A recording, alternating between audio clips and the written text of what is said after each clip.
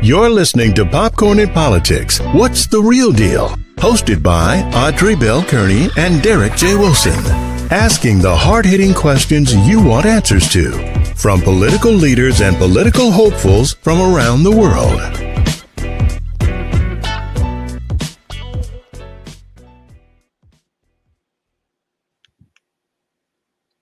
Good afternoon. This is Derek J. Wilson. I am the host this afternoon.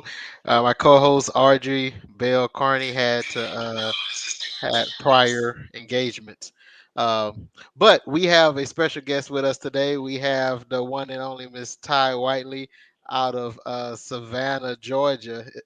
So you live in Savannah, or you live in the surrounding area?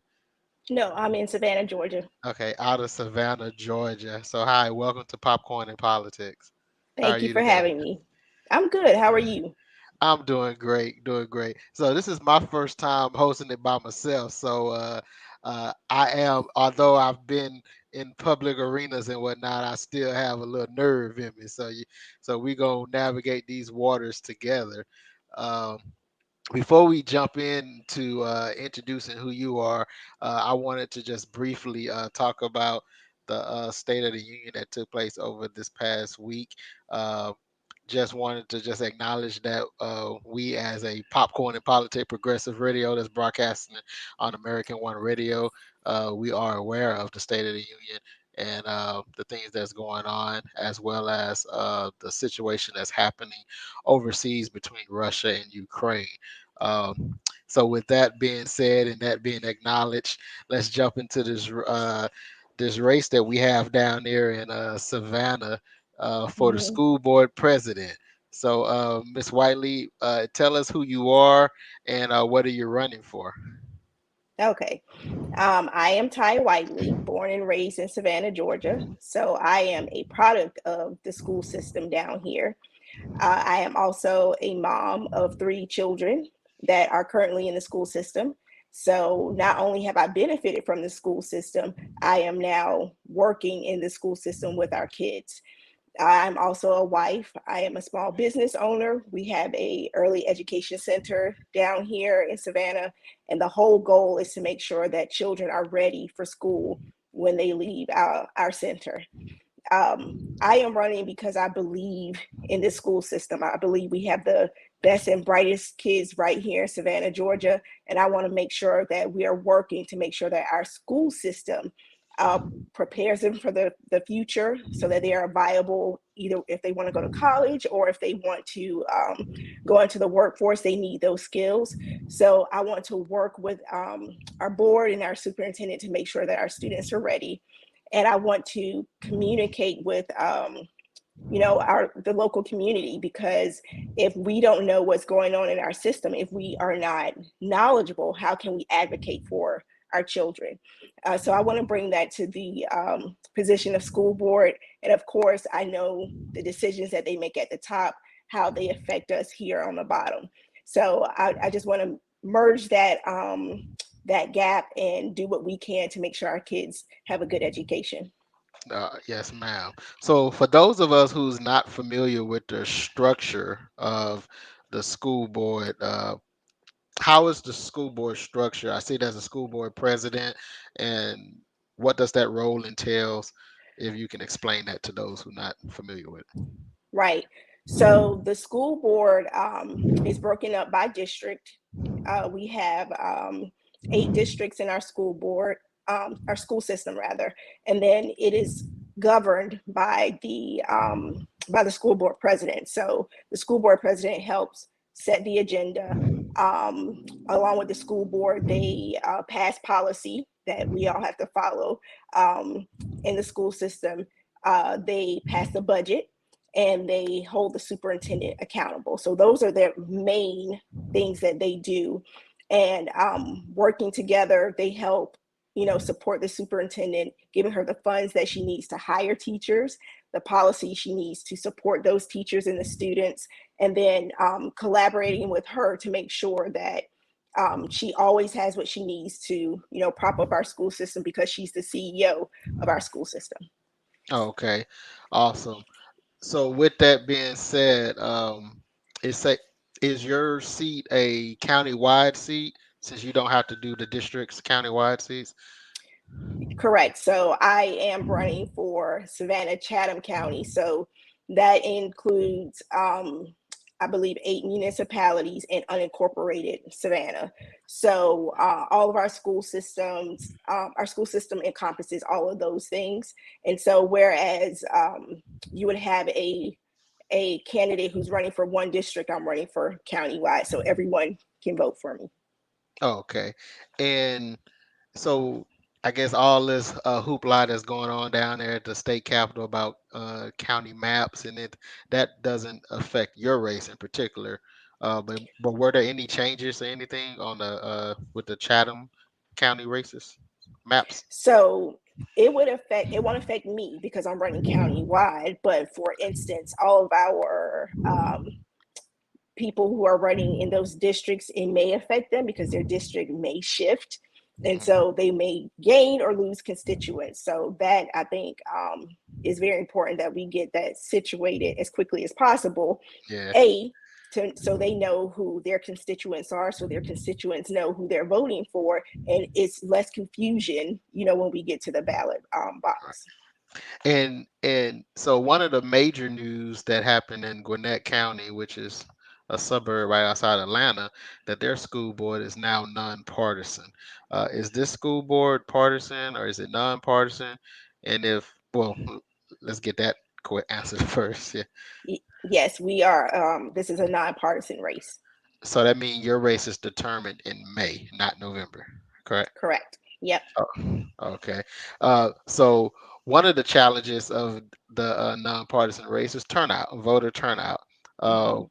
not to ask you for your plans, but uh, as a whole, how do you see the voter turnout in Chatham County as far as how can we motivate us to come out and vote? Right. So I think the first step to that is talking to people and letting people know how it affects them, in their daily lives.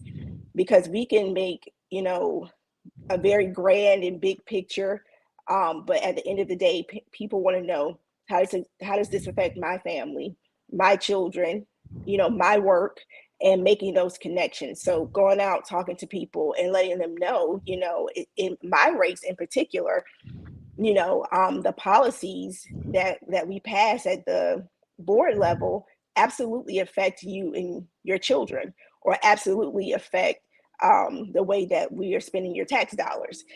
So starting there, and then educating them on early voting, where your precinct is, because that may have changed. If you've moved, you need to update those things.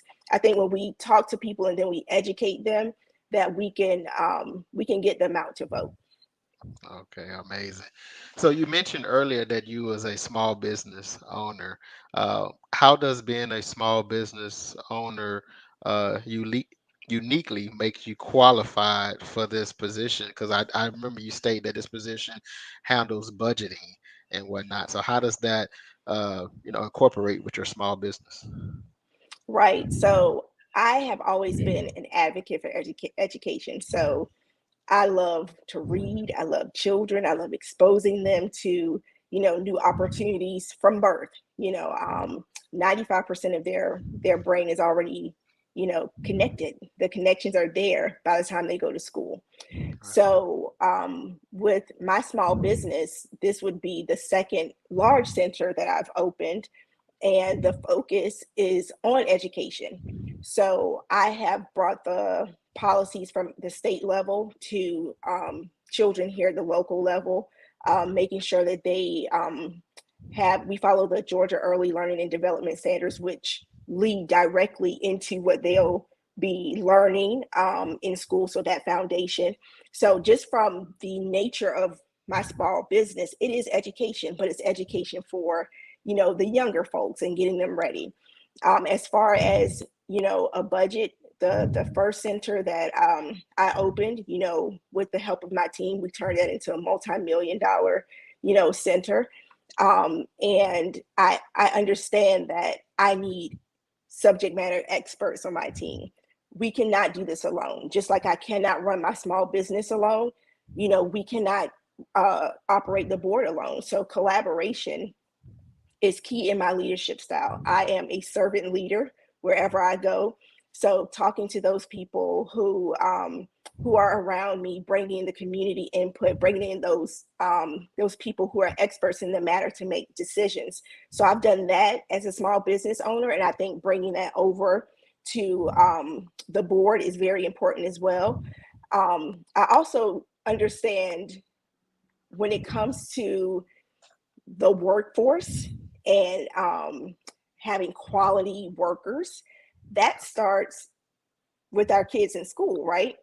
So if they don't have access to good programming, if we haven't brought out their full potential in school when they graduate, how are they going to be a viable, part of our workforce? So all of that is connected in like my day-to-day runnings of the small business, but it's also, I apologize, it's also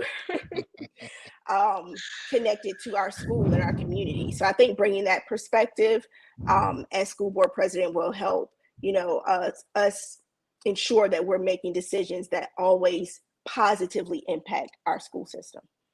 Yes, that's amazing. As a small business owner myself, I love to see when we step up and be part of the community, and in particular with education, because a thriving education system helps the thriving community, which helps businesses grow. Correct. And it just helps. It's a entire cycle. So that's great. Um, Also, I see on your website one of your, I guess, platform items is a fully funding our schools, uh, especially the most in need. And I like that because as we're aware, schools tend to not be equally yoked, as we can put it. So uh, how do you plan to make sure that school that so happen to be in a low income area is equally yoked and matched up financially and have the same opportunities as that school that's in a more affluent neighborhood? Right. So our school system gets its funding from multiple streams. So I was just on a call yesterday where we found out that 43% of our schools are funded by local dollars. So 43% of our budget comes from local dollars, right? About 50% of that comes from the state, and 7% comes from the federal government. So we need to ensure that the funds that we get are spread out evenly, but focusing on those schools who may be Title I schools or who may be in areas where tax dollars don't always reach, there, but finding alternative funding, grants, but going in to make sure that we are not leaving them out. I will give you an example. When I was the PTA president at one of our local schools, we wrote a grant, or I wrote a grant rather, to get more up-to-date books for them. Our kids were reading, things like Pete the Cat and Captain Underpants and Diary of a Wimpy Kid. Those were books that were popular at that time and were they didn't have as many copies in the library. Right. What is our goal? Our goal is to get students to read. How can we get them to read? By having things that they want to read. Right. So we reached out and we got alternative funding to build a book nook in that school. It was a Title I school, and we found funds to do that. So I think that we need to focus on the needs of each individual school and then fund those needs. Sometimes it's outside of the realm of public education to get those funds because they are so dependent on tax dollars or what the state gives and what the federal government gives. but being resourceful and trying to meet the needs by finding alternative ways to fund things in our school systems. Again, especially in those systems or those schools where they may not have those resources. Right. So does that tie into your close partnerships with the local government, the businesses in the community? That It ties. most it most definitely does. I am very I think having those partnerships with the county, with the local municipalities, pooling our resources to make sure that we can get students, the things that they need. Again, we cannot do this alone. Each of us are connected. We may not have the best ideas, when it comes to helping children in a certain area, but listening to the community, and they say, if they say we need more parks, or we need more tutoring, or we need more wraparound services, then listening to them and meeting their needs, and carving out space in the budget to meet those needs. All right. So as we know, the last, I guess it's been 2, 3 years now that we've been in the Hmm. pandemic. Um, Yes. my fourth grade daughter last had a regular school year. She was in second grade. Um, and so uh, and my daughter fell victim at it as well, but a lot of kids end up falling behind Hmm. because you know virtual learning is just not for everyone. And so um, what is your plan, or your plan of making sure that those kids, or the kids in general, that have fell behind due to the having to adjust due to a pandemic, how can we ensure that these kids get back on track and don't fall victim into the school to prison pipeline? That's a whole nother situation in itself. Right. So, as a board, what can we do? I don't like to delve into the what the superintendent does, because again, she is the CEO of the school system. Right. But how can we help her close those gaps? Funding. We can help her through funding and through the budget. Um, Policies, the policies that we set forth to ensure that students can get those resources when they fall behind. I can personally attest to that, because we had a one of our children who entered high school during the pandemic, and one who entered high school right after. I guess we're still in the pandemic, but this school year when they were allowed back in the building. And we see those learning gaps. But how can we meet those needs? Well, we can make sure that we're providing, sources like tutoring services, or reading specialists, or math specialists, so that we can ensure that the gap lessens. Those children that graduated during the pandemic, did they get what they needed? you know um Having something over the summer, or meeting those kids where they are, so that they can get those skills that they may have missed during the pandemic. So we can help by funding those positions and making sure that the money is there, and listening to the superintendent and her staff and the teachers, and making sure that they have the tools they need to teach those kids. Yes. Yeah. And do you have any comment on the school to prison pipeline, the situation, that's how third grade is, the test results from third grade unfortunately determines how many beds Yep. if they need to build a new prison, and how many beds are needed. uh, is there any way that in your county, you guys are making sure from a board level that these kids are prepared, and so to cut down on the school to prison pipeline, uh, you know, what's the word, formula that they're using? Is there any way that you guys could, from a policy level, make sure that that's lowered versus increased? Right.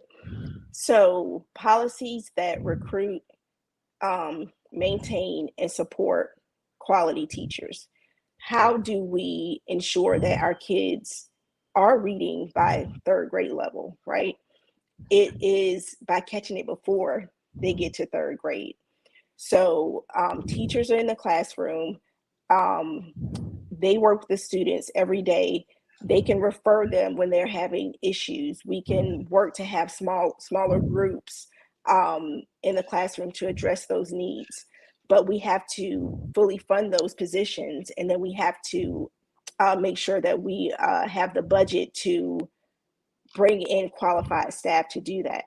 I don't think that we need to wait until the third grade to Yeah. see when students are at their prime level. We should start that in kindergarten and pre-K, because students come to us at different levels, right? You Right. may have a student who has been exposed to 1,000,000 words before they get to school, and you may have a student who's been exposed to 200,000 words, when they get to school. But once they are in our schools, taking that child, it's called, individualized instruction. We take that one child, meet them where they are, and give them the resources so that by the time they get to the third grade, they are where they need to be. And we don't have to, project our prison sizes based on, those children that we should have gotten early on. Right. I agree. And that usually affects, minority communities and low income communities. So I agree. One of your platform items is transparency and communication. In this day and age where a lot of people feel like their politicians and are not as transparent as they would like. How do you see yourself going in and changing that culture that people feel is not there when it comes down to their politics? Right. So I have been working with our teachers, with the PTA, with our local leaders before I ran for office. And Mhm. it's the same thing, talking to them, going into their schools. How can we help you? Letting them know what our plan is. Just because we have something on a website does not mean that it's accessible to Right. everyone, right? Right. Yeah. So meeting those people where they are, and navigating those channels. So where are we going to find our moms? When they drop off, when they pick up, um, at PTA meetings, at church, at community events. That is where we need to bring what we're doing to them, and not always expect them to come to us to find out the information. Yes. Yes. That's one of the issues that I guess fought for here in Gwinnett County is to think outside the box when it come down to reaching out to the residents that we serve in our community. So that's great to hear that's part of your platform. Uh, and so as I continue to look over your extensive experience, I see that you're heavily involved in the community. You've been on the PTA since 2011. That's Yes. Head Start president, and so you're definitely entrenched in education, support of our youth. One of my platforms when I myself ran for office was early childhood education, which that's what your business is in, early childhood education. Um, I think you touched on it a little bit before earlier, but how important is early childhood education? Uh, is for the children, and does Chatham offer early childhood? Does the Chatham School District offer early childhood education, or is it a separate entity outside of the school district? Right. So the school system has gotten into early childhood education, which is exciting, Yeah. because that's an option where parents don't have to pay. And I'm always for opportunities that's not going to cost our parents and our community anything. So I think that's great. They've gotten in on that. They're noticing the importance of that. If you do not prepare children during that time where their brains are sponges, right? They're picking up everything. If you don't use that opportunity in those years to prepare them for what we know is coming, then we have missed an opportunity. And we find our kids are not ready academically, socially, emotionally for Yeah. school. How can we rectify that? By providing good early education options. We do have an early education center. We've been open for actually in the midst of the pandemic, July 2020, but we set our sights on immediately becoming quality rated. Why? Because that offers children the next level of education. It gives us opportunities to immerse them in things. When kids are young, they don't even know that they're learning, they're just having fun. Right. I don't know that jumping is going to help me with my, my gross motor skills, or that when I'm coloring, that's going to help me with my fine motor skills. They don't Right. know that. But, teachers will be all the more grateful when they get those kids and they've already held a pencil or Right. scissors. They already have those independent skills, going to the bathroom, communicating. So I think that it is vital in our community really across the United States that we have those opportunities. And unfortunately, over the pandemic, we've seen, early childhood education take a really big hit Yeah. because we're frontline workers. We don't have the Right. opportunities to teach from home. Oh. And what Right. I'm hoping is that we continue to support those small businesses, that we continue to have opportunities where parents, no matter their income level, have access to early childhood education for their kids, because it is very important. Yes. Yes. I remember. Well, my mom, because I'm a parent of two, and we used to always be like, well, who taught them such and such? My mom used to always say, more is caught than taught, because Mhm. like you said, at that age group, they're sponges, you Yep. know, and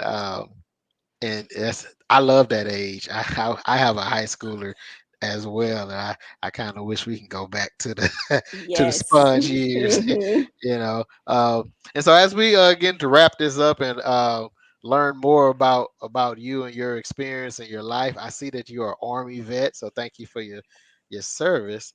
And what is a good way that people can reach out to you to learn more about you and your campaign?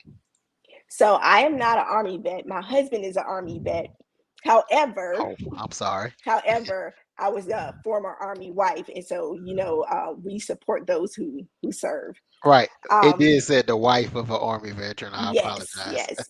But to find out more information about me, you can visit my website, www.vote, the number four, Tye, TYE.com. Our whole platform is there. You can reach out to us, email us. If you think that, you have good ideas, teachers, community members, those who are elected, hit us up, because we do want this to be a collaborative campaign. And that's how you get in touch with us. And when is the election for your race? Make sure they know that this is not a primary, but your race. This is not a primary. So the primary is my election. Vote May 24th, 2022 for Tye Whitley for school board president. Yes. And if you would like to volunteer, people need to sign up to volunteer. I notice candidates be coy when they get on the show. So I would do this for you. All campaigns need donations. All campaign need volunteers. uh, if anyone would like to learn more about Miss Tye Whiteley and her race, if you like to donate to her campaign, if you'd like to sign up to volunteer for her campaign, please visit vote for Tye, that's TYE.com. And I sure that she'll be excited for your donation, excited for your time and volunteering. Um, Did we miss anything? Did I miss anything? Make sure. No, sir, you are an expert, and I appreciate it. Well, I've been in that seat, and I for one have a hard time asking for money and asking for help, and so I try to ease candidates as they get on here to I do it for them because we all know that well, most people don't know that a campaign needs funds, and so Exactly. and it need bodies, it need time and treasure, and so Yep. if we want to be to be a part of this process, we have to volunteer. We have to put some money into it. So I'm well aware of that, and we want to make sure that we have great representation on all levels of our policies, from education to local, state, and federal representation. So thank you for all that you do in the community, as well as thank your husband for his service and then your service of being his wife. So thank you for that. I Thank will you. wrap it up unless you have any questions. Like I said, it's my first time doing it by myself. Usually we have a co-host that we be bouncing things off each other, but we're gonna No, make this you work you today. did a you did an excellent job solo. Oh, well, Yeah, thank you. This is being broadcast all over the place on LinkedIn, Facebook, and Twitter, YouTube, as well awesome. as American One Radio. Uh, and so, you know, we have it on record that I did a great job by myself. There So, you go. with that being said, I want to thank everyone for watching and listening to us today. I know the show is shorter than usual, but we want to just make sure that we get the information out about Miss Whiteley and the school board. Her race is a nonpartisan race. It is election day is Tuesday, May 24th. Please go out to vote if you live in Chatham County. It's only Yes, Chatham County, right? it's only Chatham County, but Yeah. all the cities in Chatham County are able to All the vote. s- all the cities in Chatham County, as well as the unincorporated sections as well. Correct. Correct. And so thank you all, and see you next week. Thank you for having me.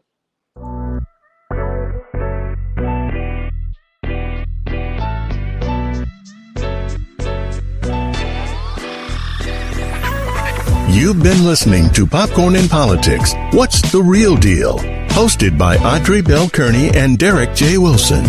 Be sure to subscribe to the show and share it with your family and friends. To support the show, visit us on the web at www.popcorninpolitics.com. Connect with us on Facebook at Progressive Popcorn and on Instagram at Popcorn Politics Podcast.